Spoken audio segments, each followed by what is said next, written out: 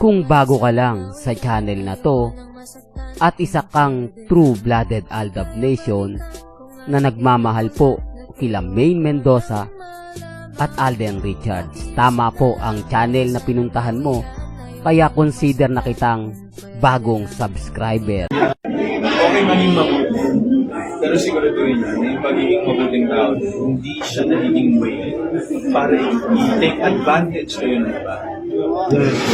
Mahirap kasi. Naiiyak ako, nagpapastol na naman. Okay, maging mabait at all times. Pero piliin niyo lang yung mga tao papasukin niyo sa buhay niyo. Welcome back mga kaaldab. Ito na naman po ang inyong lingkod, si Mr. Destiny. At siyempre panibagong update na naman po tayo. Panibagong mga kaganapan kina Alden Richards at siyempre kay Mrs. Paul Carson. Pero bago tayo tumuloy dyan at pag-usapan yung mga bagay-bagay na ganyan, dito sa mensahe ni Alden talaga makahulugan. May mga bagay-bagay na talagang sumasalaming po sa pagkatao ni Alden Richards. Sumasalaming po simula po nung 2015. Kaya may mga bagay po o may mga punto na umaayon po talaga sa Aldab Nation na hindi po talaga magustuhan ng mga taong bitter po sa Aldab. Ito po yung mga Alden fanatics na kung saan may hidden desire o kumbaga blue hearts ng mga ano ni Alden Richards. Sila po yung talagang may hidden desire o may mga HD kay Richard Paul Carson. Totoo yan mga kaaldab. Totoo yan. Since 2015 alam na po natin yan at kilalang kilala naman po natin yung mga taong yan. Kaya nga po natutuwa sila lagi kapag single po si Alden Richards. Real to kaya mga kaaldab. O kung Aldab Nation ka since 2015, alam mo yung pinupunto ko. Alam mo yung sinasabi ko. Hindi po ba?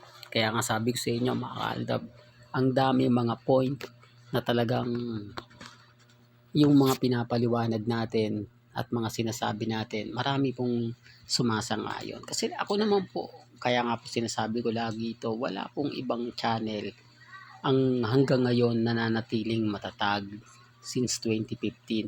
Although yung iba baguhan pa lang, po ba?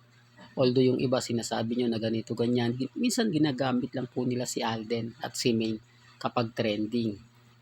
Yung iba nga po, di po ba nagbaliktaran na may nakita nga po ko dating Aldab ang post niya ngayon. Pinopost niya na mag-asawa daw si Congressman Aljo, magbabakasyon daw po ito, etc. etc. Di po ba yung mga tipong ganon? Magmubuo na raw po tayo, hindi pa raw po natin matanggap. Well, wala naman pong pigitan, di po ba? Bakit kailangan sabihin yan? May mga isip naman po ang mga netizen. Alam naman po nila kung sino yung paniniwalaan po nila at alam naman po nila kung sino nga po ba nagsasabi ng totoo o yung nagpapakalat lang po ng impormasyon. Di po ba? Well, punta na po tayo sa ating pinaka-main topic. Pansin niyo po ba sa Instagram ni Mengay ngayon, nakakalungkot? Pansin niyo po ba sa kanyang ex, sa kanyang Facebook, bibihira na nga pong mag-update si Maine Paul Carson? Hindi na po siya katulad ng dati. Hindi na talaga siya katulad ng masasabi mong minu-minuto, hindi po ba nagpo-post ng bago, kumbaga kung ano yung ginagawa niya, di po ba yung lifestyle niya, yung kakaibang mga OOTD niya, mga damit niya, pinopost niya. Kung ano yung susuotin niya ngayong araw, kung ano yung ipang-aalis niya, lahat po yun detalyado. Lahat po yun hobby na po talaga ni Mengay. Kumbaga yun ang isa sa mga trademark ni Maine kapag lang pumupunta sa ibang bansa. Pero pagka wala, dito lang sa Pilipinas, hindi siya ganyan. Diba? Hindi katulad doon talagang pinagmamalaki niya sa Sydney kung gaano nga po ba, o sa ibang bansa, kung gaano nga po ba talaga ka game na game si Mengay. Sinasabi ko lang po ito mga kaalta ba, Dahil si Maine ngayon talagang naiipit siya sa sitwasyong wala naman po siyang kinalaman. Hindi po ba? Kasi ano sabihin natin, part siya, nabigyan siya, nasama siya. Pero sigurado nga po ba kayong si Maine Polkerson yun? Sigurado po ba kayo? Hindi po ba? Yan nga po yung hindi nila masagot. Kaya lang, siyempre, kapag nandun tayo sa posisyon na nagko-comment lang, talagang babain tayo ng mga pang-iinsulto. Talagang lahat ng mura, abuti natin doon, no? Alam ko to mga kaaldab, kasi naranasan ko na yan. Yung talagang magko-comment ka, tapos kumbaga pagmumurahin ka pa, ito masakit yan, ibablock ka pa, no? Tapos yung iba nakakabasa ng comment, yung post, yung comment mo, di ba? Tapos sila ganito ganyan, magugulat ka na lang, pinag-uusapan ka na nila, ganyan po sila kaliteral. O, kaya nga sabi ko sa inyo, si Mengay wala, kasi pansinin niyo po yung post o yung mga update ng ilang digit cover cards, buhay na buhay po yung Sydney, Australia sa kanilang social media account lang sa mga post nila kay Alan Kay, ito ba, kay Raisa, kay Miles, baka sabihin nyo, gawa-gawa na naman yan, inuunahan ko lang po sila mga kaaldab, pasensya na po kayo. Kasi sabi ko nga po sa inyo, kahit ganto lang mga update natin, hindi tayo nawawala ng bitter o ng mga basher na nangiinis lang at nangasar. Yung tipong hindi mabubuo yung araw nila kapag hindi tayo binanatan. Tipong, hindi, ano niya, bash niya yan, ganito ganyan. Pero sa akin mga kaaldab, okay lang naman po.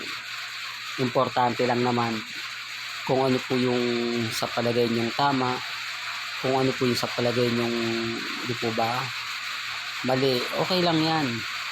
Basta tayo, relax lang, kampante lang. Sa ngayon mga kaaldab, ngayong kumbaga may kumakalat nga palang issue mga kaaldab patungkol kay Bossing na sinasabing malapit na nga purang i-anunsyo ng dalawa kung matutuloy o hindi. Ay kung matutuloy, kasi kung pag matuloy yan i-anunsyo, pero kapag hindi po yan natuloy, hindi yan i-anunsyo. Diba? Ibig sabihin kasi ito yung mga secret meeting kung saan nga po nakitaan si Bossing, si Alden Richards at si Maine Polkerson. Kumbaga sinasabing gagawa nga po ng project.